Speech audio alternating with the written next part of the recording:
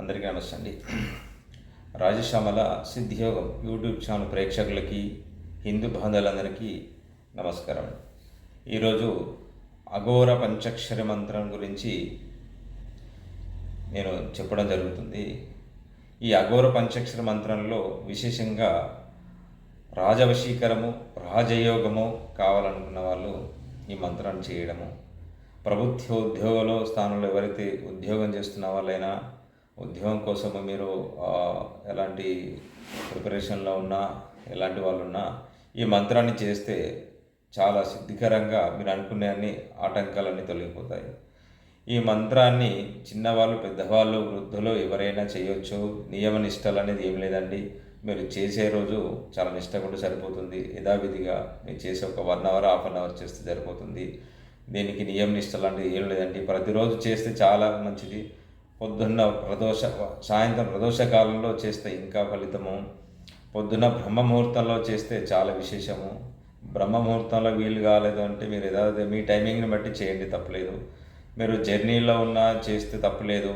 మీరు ఎక్కడో ఉన్నా, ఎక్కడ వీలు కాలేదు, మీరు ఎక్కడో ఉన్నా మీ జర్నీలో ఎక్కడ ఏ సమయంలో అయినా చేయవచ్చు, తప్పలేదు. ఈ మంత్రాన్ని చాలా ఉచ్చరించడం చాలా విశేషము. దీన్ని చేయడం కూడా చాలా విశేషము. ఈ శబ్దాన్ని బయటికి రాకుండా చేస్తే సరిపోతుందండి. ఈ మంత్రాన్ని ఇచ్చే తాంత్రిక మంత్రంలో ఇది ఒక విశేషమైన మంత్రం. అఘోర పంచాక్షర మంత్రంలో ఇది ఒక చాలా విశేషమైన మంత్రం. వాస్తవానికి నేను ఇంకా విషయం చెప్పాలనుకుంటున్నాను. చాలామంది దేవాలయాలకు వెళ్తున్నారు, శివాలయం వెళ్తున్నారు. సరే, ఎక్కడ వెళ్తున్నారు?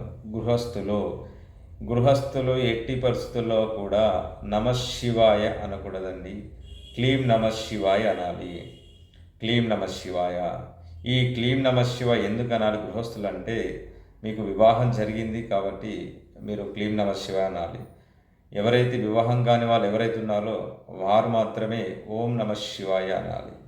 ఈ విధానం చాలా తెలిసే వాళ్ళైతే మీరు చెప్పండి. మీకు ఈ వీడియో ఇచ్చిన వాళ్ళందరికీ కూడా చెప్పండి, తెలియని వాళ్ళకి కూడా చెప్పండి. నేను ఈరోజు ఈ చాలా విశేషమైన మంత్రం కూడా చాలా చెప్తున్నాను. ఈ మంత్రాన్ని నోట్ చేసుకొని రాసిపెట్టుకోండి. ఈ మంత్రం వల్ల రాజయోగం పడుతుంది. రాజకీయ వ్యవస్థలు ఎవరున్నా చేసే వాళ్ళకి అలాంటి ఆటంకాలు కానీ ఎలాంటివి ఉన్నాయో తొలగిపోతాయి. రాజయోగం పడుతుందండి. నేను మంత్రం చెప్తాను, రాసుకోండి. క్లీం నమః శివాయ, క్లీం నమః శివాయ, క్లీం నమః శివాయ, క్లీం నమః శివాయ. ఈ మంత్రాన్ని 108 సార్లు మంత్ర జపం చేయాలి. చేసిన తర్వాత శివాలయంలో చేస్తే చాలా విశేషము. మీకు వీలు కాకపోతే ఇంట్లో చేస్తేనే ఇంకా పర్లేదండి. మీకు వీలు కాకపోతే శివాలయంకి వెళ్తే ఇంకా చాలా మంచిది. కాకపోతే వీళ్ళు ఇంట్లో ఉంటే చేయదు, తప్పలేదు. తర్వాత దీన్ని చేసిన తర్వాత మీరు యథావిధిగా మీరు ఎప్పటికీ మీ జీవితాంతం అంటే చాలామంది చేయాల్సింది గృహస్థులు చేయాలండి. పెళ్ళి కాని వాళ్ళు మాత్రమే ఓం నమః శివాయ అనాలి. పెళ్ళి అయిన వాళ్ళు మాత్రమే, వివాహం అయిన వారు మాత్రమే క్లీం నమః శివాయ అనాలి. ఈ మంత్రాన్ని చాలా శ్రద్ధగా చేయండి. చేస్తే దాని ఫలితాలు చాలా ఉంటాయి.